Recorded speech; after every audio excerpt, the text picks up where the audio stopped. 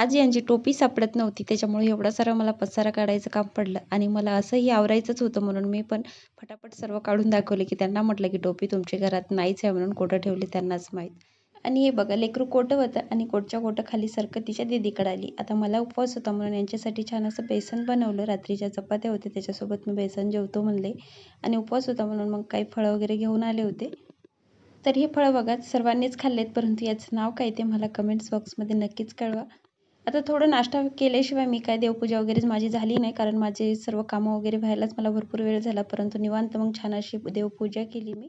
पूजा करून होत नाही कुठं की बाई उठली आणि तिचं छान असं अर्शात मटकणं चाललं होतं. तिची अंघोळ वगैरे राहिली होती, ती तशी झोपी गेली होती. परत उठल्याच्या नंतर तिला अंघोळ वगैरे घातली आणि नंतर मग छान अशा तिला 2 वेण्या घालून दिल्या.